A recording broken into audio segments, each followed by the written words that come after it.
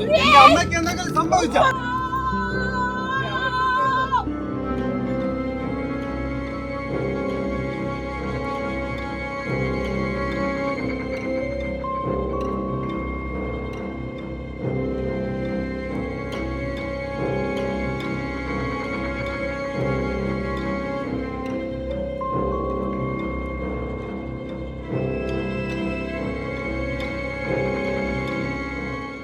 ഏറെ വിവാദങ്ങളും ദുരൂഹതകളും ആരോപണങ്ങളും ഉയർന്ന ഒരു സമാധി.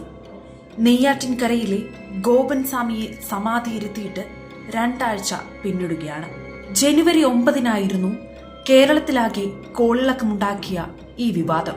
വീട്ടുകാർ ഇരുത്തിയ സമാധിത്തറ പൊളിക്കുകയും ഗോപൻ സ്വാമിയെ പോസ്റ്റ്മോർട്ടം ചെയ്ത് കുടുംബത്തിന് വീണ്ടും വിട്ടു നൽകുകയും ഹൈന്ദവ സംഘടനകളുടെ പിന്തുണയോടെ 18-ാം തീയതി വീടിനോട് ചേർന്ന് തന്നെയുള്ള ഋഷിപീഠത്തിൽ സമാധിയിരുത്തുകയും ചെയ്തു.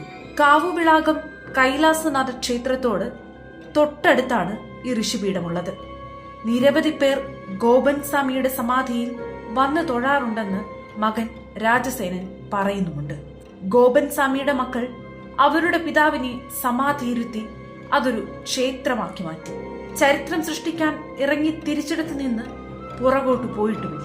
ആരും അറിയാതെ അതീവ രഹസ്യമായി സമാധിയാക്കണമെന്നതുകൊണ്ട് തന്നെ മരണവിവരം മറച്ചുവെച്ച കുടുംബം പിന്നീട് പോസ്റ്റ്മോർട്ടത്തിന് ശേഷം ഒരു പെട്ടിയോട്ടോയിൽ കാവ്യ വസ്ത്രത്തിൽ പൊതിഞ്ഞ് ആറാലമ്മൂട്ടിലെ വീട്ടിൽ കൊണ്ടുവരികയും 1-ലധികം സന്യാസിമാരുടെയും നിരവധി ആളുകളുടെയും സാന്നിധ്യത്തോടെ ചടങ്ങുകൾ നടത്തുകയും ചെയ്യുന്നു. ആരും കാണാതെ സമാധി ചെയ്യണമെന്ന് പറഞ്ഞവർ പിന്നീട് എല്ലാവരുടെയും കാഴ്ചയ്ക്ക് മുന്നിലാണ് രണ്ടാമത് ഈ സമാധിക്കിരുത്തുന്നത്. ആദ്യം ഒരാൾക്ക് കഷ്ടിക്കിരിക്കാവുന്ന രീതിയിലായിരുന്നു സമാധി.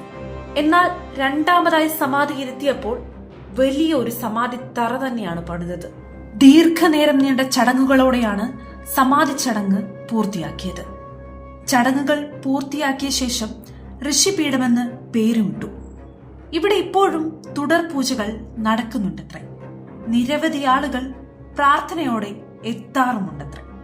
ഗോപൻ സ്വാമി 10:30 മണിയോടുകൂടി തന്റെ ജീവിത ലക്ഷ്യം പൂർത്തിയാക്കിയെന്ന് ഭാര്യയോടും മക്കളോടും പറയുകയും നടന്നുപോയി നേരത്തെ നിശ്ചയിച്ചിരുന്ന സമാധിത്തറയിൽ മരണം കൈവരിച്ചു എന്നുമാണ് കുടുംബാംഗങ്ങൾ ലോകത്തോട് പറഞ്ഞത്. എന്നിട്ടും മരിച്ചു എന്നവർ സമ്മതിച്ചില്ല. അതുതന്നെയായിരുന്നു വിവാദങ്ങൾക്ക് തുടക്കമിട്ടത്.